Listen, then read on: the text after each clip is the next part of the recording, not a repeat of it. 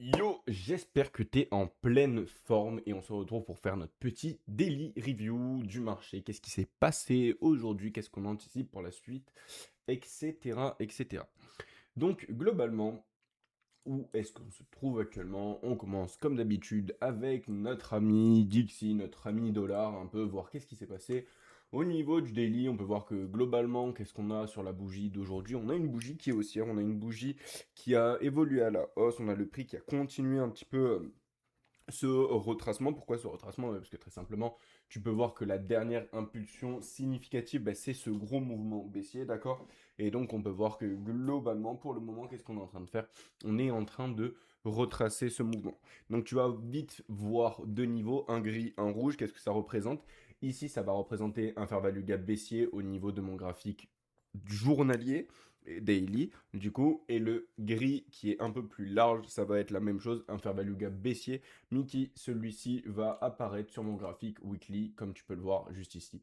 On n'oublie pas d'inclure le volume in balance lorsque tu vas avoir ici une différence entre le cours de clôture de cette bougie et le cours d'ouverture de cette bougie. Quand tu vas avoir une différence, quand tu vas avoir ce saut-là, tu vas venir inclure ce volume in balance. Tu vas te baser sur les corps des bougies, d'accord?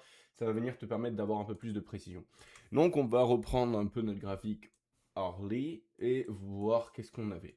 Globalement, on avait fait un petit point hier. Donc, j'ai pas envie de dire de conneries, mais il me semble que lorsqu'on avait fait la vidéo, on devait se trouver à cet endroit-là. On devait se trouver à cet endroit-là et je te parlais du fait qu'on avait ce equal high qui résidait plus haut, ok, et qu'on avait un fair value gap ici. Donc du coup, on peut voir que le prix, il a utilisé ce fair value gap ici comme un fair value gap inversé. On est revenu s'appuyer avant d'avoir cette pulsion. Je te parlais du fait qu'on avait de la liquidité qui résidait au-dessus et forcément en dessous. L'idée, c'est de se dire que on avait ici eu l'indication que ce niveau-là commençait à supporter le prix.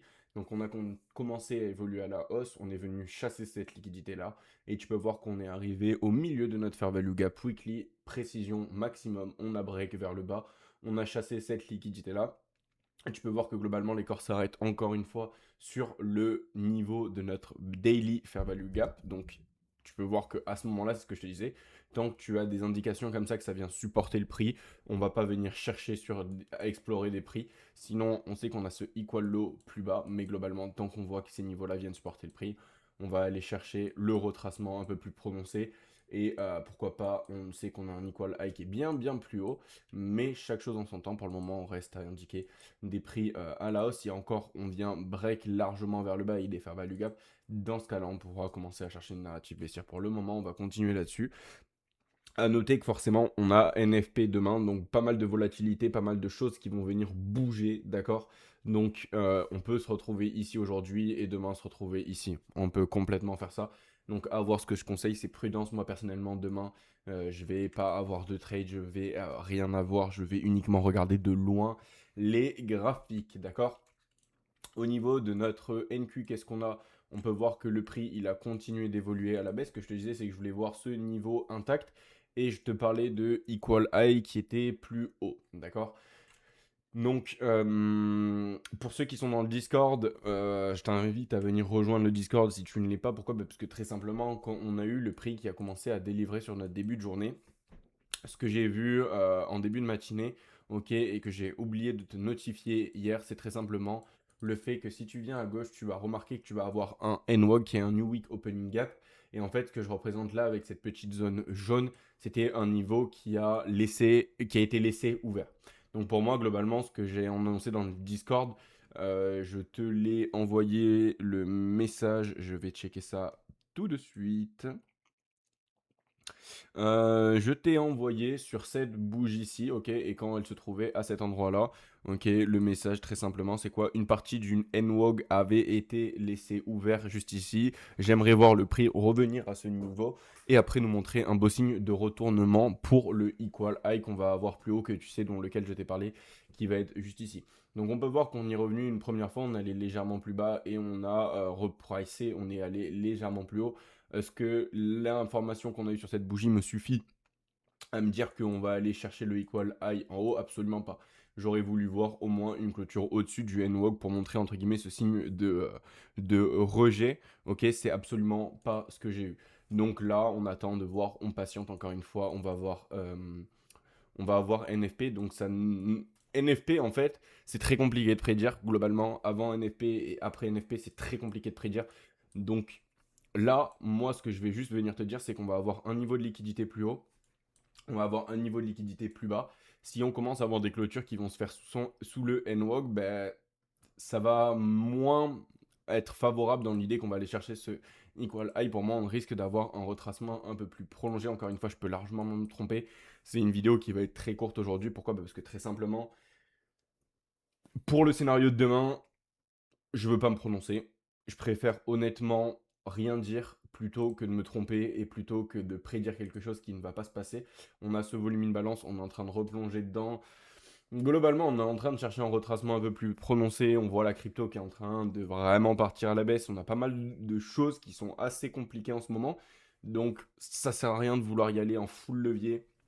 Essayer de prendre le temps de faire les choses, de regarder ce qui va se passer.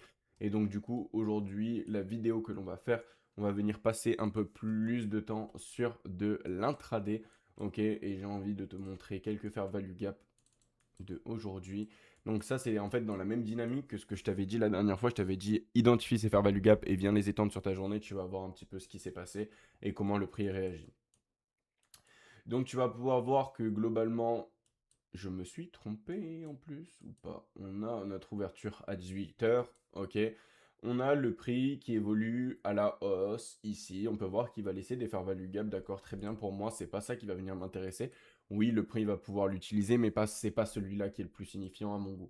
Ça va être celui-ci qui globalement va être le plus signifiant et qui pour moi va vraiment me servir de repère pour ma journée.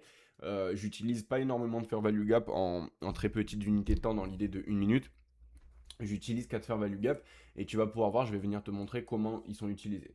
Tu peux voir que ici on est venu laisser un fair value gap, on est passé au-dessus, chasser ce equal high et venir repricer totalement le end dog de la journée. Le end dog de la journée, ça va être le gap que tu vas avoir à la clôture à 16h59 et à l'ouverture à 18 h. Donc tu peux voir que ici on a la clôture de 16h59, on va avoir l'ouverture de 18 h. Et bien en fait, ce carré bleu là, ça va représenter ton end dog. C'est ce qu'on appelle le New Day Opening Gap. Ici tu vas avoir le end dog high, ici tu vas avoir le end dog low. Tu vas pouvoir également utiliser le milieu et tu vas pouvoir voir que c'est un niveau qui va être utilisé et réutilisé dans la journée énormément de fois. Ce que tu vas pouvoir faire, c'est également utiliser les quarts, c'est-à-dire regarder le quart supérieur, regarder le quart inférieur, et tu vas pouvoir voir comment le prix utilise ces niveaux tout au long de ta journée. Tu vas pouvoir l'étendre, on peut voir que le prix break vient avoir cette phase de consolidation dans la partie basse, on vient avoir une mèche qui vient légèrement plus haut, qui échoue à toucher ici, mais tu peux voir comment on a break vers le bas, on est revenu. Qu'est-ce qu'on va avoir ici? Un lot, deux lots, trois lots, quatre lots. C'est quatre lots qui sont de plus en plus hauts. Donc on va avoir énormément de liquidité qui va résider. On a break, on est passé sous ce fair value gap. Ce fair value gap, il est vraiment, vraiment spécifique. Si c'est quelque chose qui t'intéresse, je t'invite à venir commenter cette vidéo pour en savoir plus et que ça me motive à venir te faire une vidéo où je t'explique comment sélectionner des fair value gap très haute probabilité sur la journée. Le prix est venu chercher la liquidité plus haut, à break vers le bas. Une fois qu'il est passé dessous, ce fair value gap, tu vas pouvoir l'anticiper comme un fair value gap inversé. Tu peux voir que le prix revient, sur une base de mèche, revient dans ton fair value gap, échoue à venir toucher le high, le corps qui respecte la partie basse. Donc à ce moment-là, tu sais que le prix va partir à la baisse. Boum, on part à la baisse, on vient chasser notre liquidité. Une fois qu'on a chassé la liquidité, tu prends des profits. Tu vas potentiellement aller chercher quelque chose qui est plus bas, mais chaque prise de liquidité, ok, sur ce mouvement-là, tu vas venir prendre des profits. Dès que le prix vient chasser ce niveau-là qui va être signifiant, prise de profit, et potentiellement tu vas aller chercher plus bas. Mais une fois que tu as déclenché des profits, stop loss à break-even et tu risques plus rien. Le prix qui repart à la hausse, est-ce que ici, quand il revient, on va se dire, bah tiens, on a de fortes chances de repartir à la baisse? Non, pourquoi? Pour la simple et unique raison que tu vas avoir un lot et un lot. Donc ceux-là, ils sont relativement égaux. Celui-là, il est légèrement plus haut, donc de la liquidité. Puis le prix, on peut voir qu'il a break. Il est venu avant de repartir, de vouloir repartir à l'os. Il est revenu plus bas. Et qu'est-ce qu'il a fait en fait? Il est venu chasser ce equal low. On est venu chasser ce equal low. Et donc, qu'est-ce qu'on a fait ici? On a puni. Et est-ce que quand on a commencé à repartir, on a laissé un equal low? Absolument pas. On a commencé à repartir. Donc, est-ce que ici, tu vas vouloir short? Bah, potentiellement, allez, on est l'avocat du diable. On va dire que tu as pris une position short ici. Tant pis. Ok, tu viens te faire stop loss. Le prix part au-dessus et clôture au-dessus. Ok, qu'est-ce que tu vas venir te dire? Ben, si le prix clôture au-dessus, il y a de fortes chances que ce fair value gap. Pourquoi celui-là? Parce que celui-là est très haute probabilité. Ce que je vais venir t'inviter à faire, si ça t'intéresse, c'est de rejoindre le Discord. Et je vais essayer de chaque jour te donner l'heure sur les fair value gap que je regarde. D'accord? Donc là, tu peux voir on va dire que tu t'es pris un stop loss, le prix passe au-dessus, clôture au-dessus, tu vas attendre qu'il soit inversé. Tu vas, entre guillemets, anticiper le fait qu'il soit inversé. Un sommet, il est comment ce sommet? Légèrement plus haut. Donc, liquidité. Prix revient, regarde la précision au milieu, quart de ton N-Dog, boum, on prend la liquidité. TP ou alors partiel, le reste, stop loss à break-even. Le prix qui revient, potentiellement, tu vas venir déclencher ton break-even, mais tu t'en fous, tu vas déclencher du profit ici. Le prix qui revient sur ton fair value gap, tu peux potentiellement aller chercher une autre entrée. Pourquoi est-ce que tu vas pouvoir aller chercher une autre entrée ici? Un high, un autre high. Ok? Entrée. Est-ce que ton stop loss, il va être redessous cette low? Non, absolument pas. Pourquoi? Parce qu'il faut que tu acceptes le fait que le prix peut revenir dans ce fair value gap. Donc stop loss au moins ici. Et qu'est-ce qui fait le prix? Il vient légèrement sur une base de mèche et après il part plus haut. Qu'est-ce qu'on va avoir ici? Si tu es un habitué de ma chaîne YouTube, tu vas pouvoir voir que c'est dans une macro 19h50, 8h10. Toutes les 10 dernières et les 10 premières minutes de chaque heure, le prix il va venir respecter ton niveau et il va venir chercher la liquidité. La liquidité, elle va résider au-dessus. Pourquoi ici? Parce qu'en dessous, le prix, il est déjà venu chercher la liquidité. Donc maintenant, il va vouloir aller chercher plus haut. On revient, on utilise ce fair value gap, on repousse. Ok, on peut voir qu'on y revient, on repousse. Est-ce que ici, ce prix, il est signifiant? Oui, il est signifiant. On peut voir, mais qu'est-ce qu'il vient faire? Il vient échouer à venir chercher ce sommet-là. D'accord? Tu peux le voir. On pourrait se dire qu'on aurait eu potentiellement un run. Très bien, on a échoué. Encore une fois, si le prix commence à évoluer à la hausse ici, ok, ce que tu vas venir faire, c'est que tu vas venir prendre des profits. Encore une fois, l'idée c'est de se dire qu'on a notre target final qui est ici. Si ton run, c'est ça que tu vas vouloir définir, dès que le prix passe au-dessus de ce niveau, qui va être l'équilibrium globalement de ta range, tu vas pouvoir commencer à prendre des profits. On viendra voir ça beaucoup plus tard.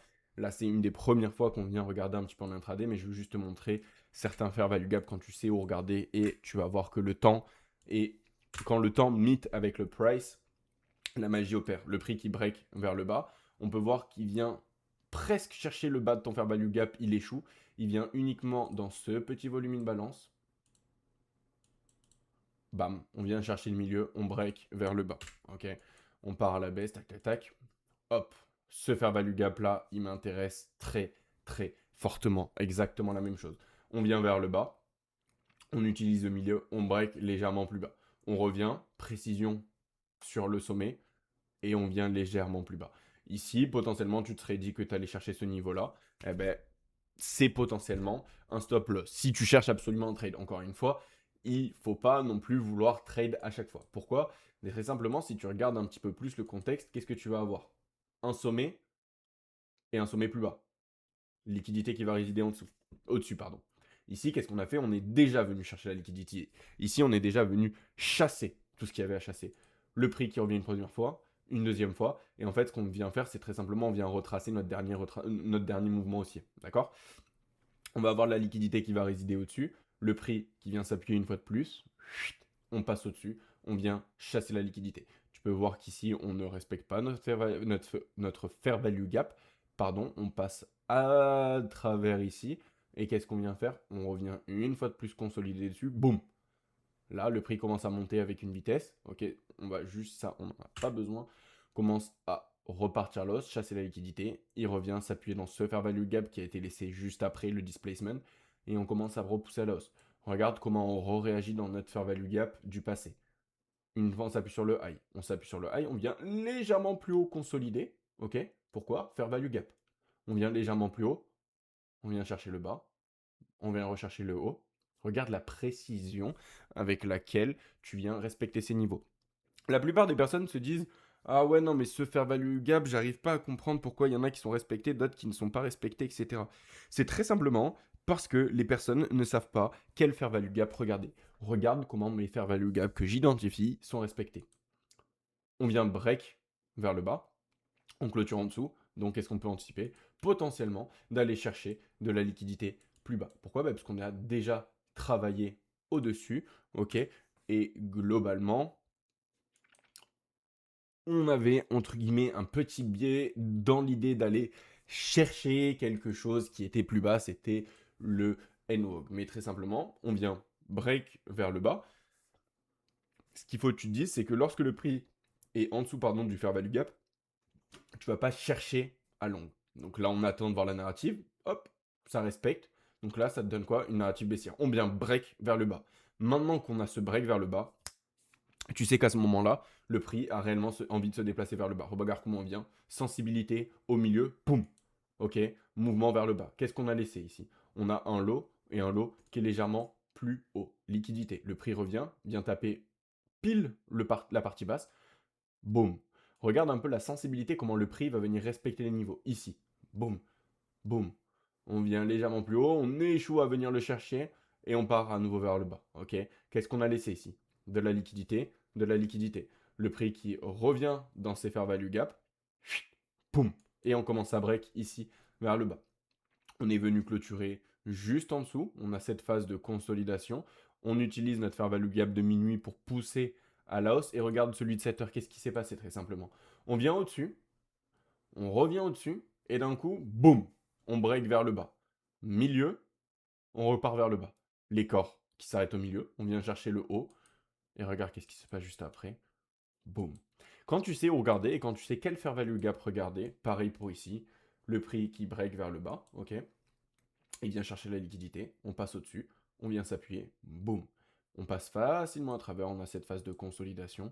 Maintenant, on cherche des prix plus hauts. On vient légèrement plus haut, plus bas, pardon, faire value gap ici. Il faut que tu acceptes ce fait qu'il va y avoir certains moments où ce sera un petit peu moins précis. Tu viens également rentrer dans la lunch break, un moment où le price action est un peu plus trash. Ici, regarde comment la précision avec les corps s'arrête. On vient légèrement plus bas, pourquoi? Pour chasser la liquidité qui réside sous ce equal low. On part plus haut, boum, boum, on vient clôturer sur la partie haute, on break vers le bas, etc., etc.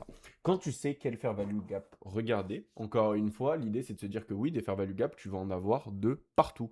Donc le but n'est pas d'identifier tous les fair value gap, mais de se concentrer sur certains fair value gap. Tu vas avoir certains fair value gap, pardon, qui vont être, beaucoup plus efficaces que d'autres. Donc, si ça t'intéresse de comment identifier des fair value gap haute probabilité, je te laisse juste me le dire dans les commentaires. Et encore une fois, cette vidéo aujourd'hui n'était pas basée sur grand chose, honnêtement. Je suis allé un peu plus avec le mood, avec le feeling. Pourquoi? Parce que je veux vraiment pas annoncer de niveau pour demain, parce que très simplement, je sais où les liquidités que je regarde sont, et j'en ai déjà parlé, mais je ne vais avoir aucune expectation. Je ne vais pas vouloir pousser fort. Honnêtement, je préfère rien annoncer comme ça. Il va y avoir des moments où je ne sais pas où le prix va aller. Et je l'assume totalement. Et en ce moment, je ne sais pas, enfin en ce moment, avec NFP, je ne sais pas si le prix a plus de chances d'aller à la hausse, à la baisse, etc. Donc forcément, on viendra faire un point vendredi, ce week-end, pour voir un peu ce qui s'est passé et comment on anticipe la suite. Sur ce, je te souhaite une très bonne soirée et je te dis à la prochaine.